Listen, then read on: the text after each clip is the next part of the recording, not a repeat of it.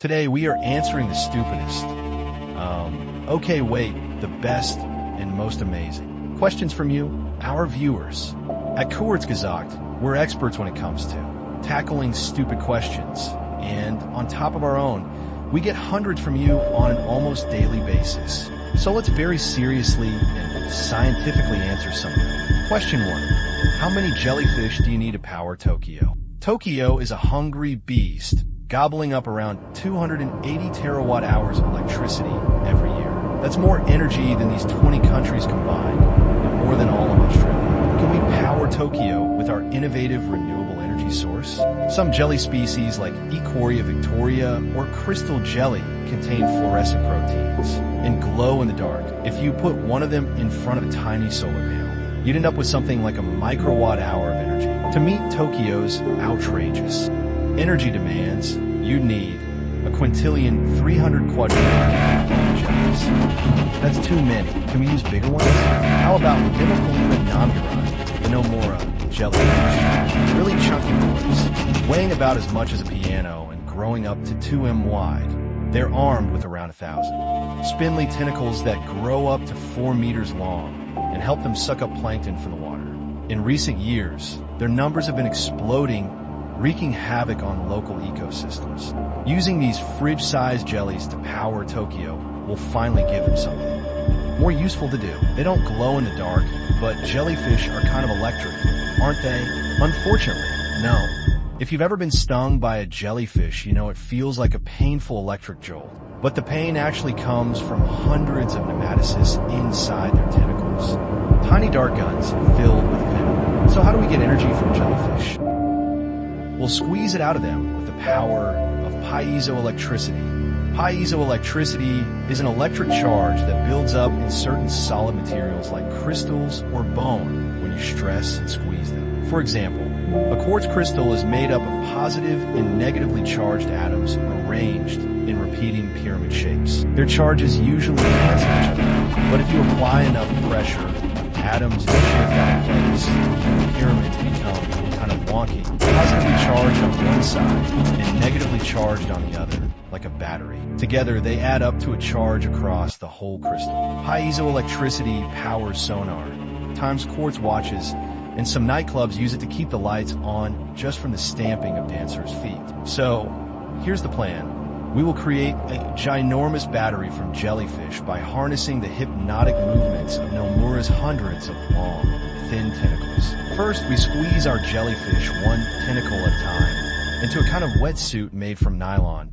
11, a cutting-edge material that has been optimized for power production and has the same piezoelectric properties as quartz. Next, we watch as each twitch of a tentacle bends the tiny nylon nanofibers of the jelly suit, converting its movements into electricity. All we need to do now is to plug our jelly into a current collector with a copper cable to be utterly disappointed. Even with around 1,000 tentacles wrapped in energy-generating nylon, the electricity generated only adds up to around 1 watt, or 10 kilowatt hours. Enough energy to run your laptop for 20 days. Not bad, but we want to power Tokyo here. We need more jellies, way more, about 29 billion. Sounds like a lot, and it is, but right now, there are 27 billion chickens alive on Earth. So it's mostly a matter of motivation on our part. A single Nomura can produce millions of jelly babies a month.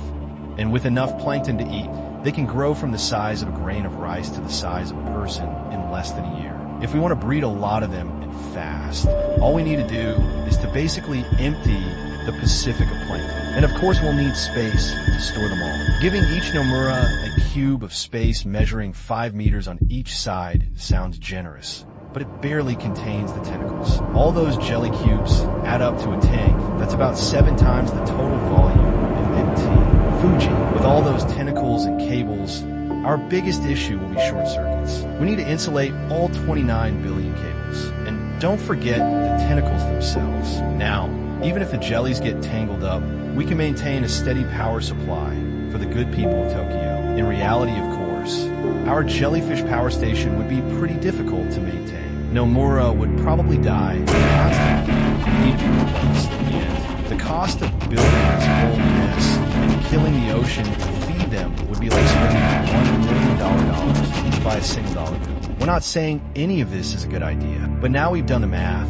There's nothing to stop you from giving a try. Okay, bring on the next totally dumb, completely reasonable question.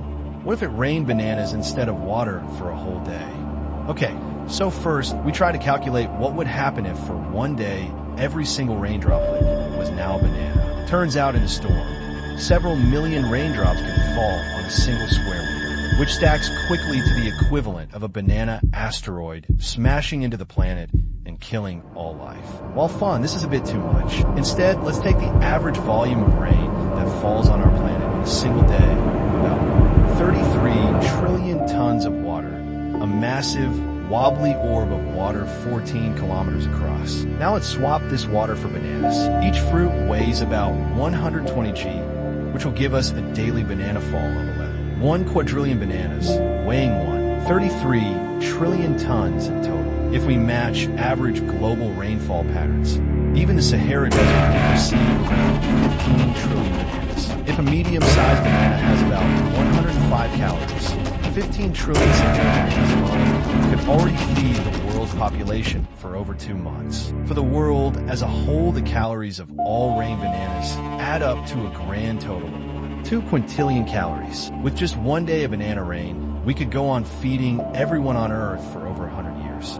Of course, in reality, the banana rain would be pretty catastrophic. A banana falling from about 3,000 meters, the height of a mid-altitude rain cloud, would reach a velocity of 240 meters per second and strike the ground with the same kinetic energy you'd get from dropping a bowling ball off a 50M building. And we are dropping almost 13 over 11 quadrillion of them across the planet. One of the rainiest and therefore worst affected cities is London. It would face a storm of 21 billion bananas, or 5 million tons. The shower of yellow death breaks roofs, shatters windows, and decimates national monuments. Human bones are no match for this monsoon, so we need to take shelter from the banana blitz inside or underground. All around the world, cities and infrastructure, rivers and rainforests are severely damaged and clotted with a layer of banana smoothie that's already beginning to rot.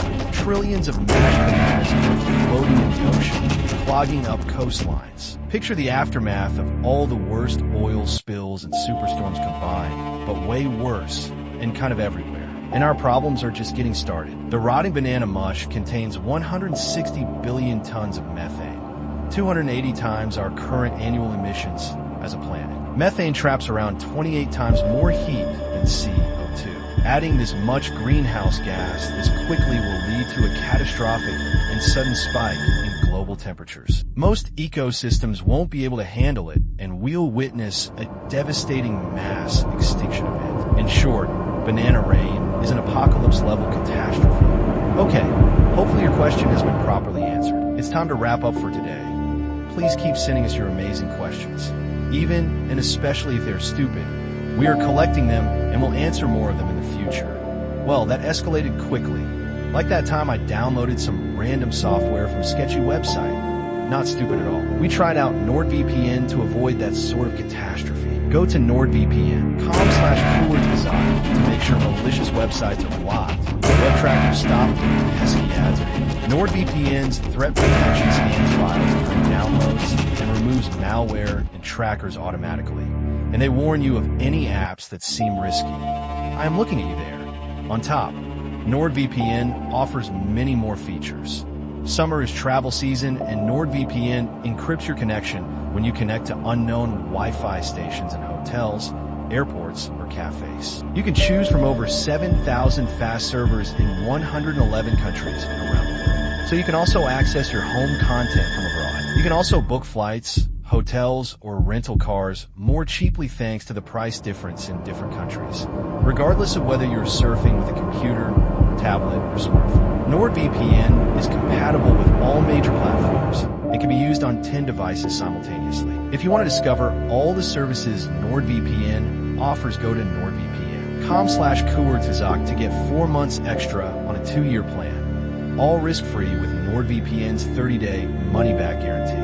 You encountered normal matter every day. You've heard of dark matter. Now get ready for the mind-breaking strangeness of strange matter. Introducing the Strange Matter Limited Edition, harvested from neutron star and siphoned into a high-tech pin. This pin contains the universe's most deadly substance, strange matter. Oh, and it glows in the dark. We trust you'll keep it safe, but handle it with care. One crack could release the strange matter and break reality.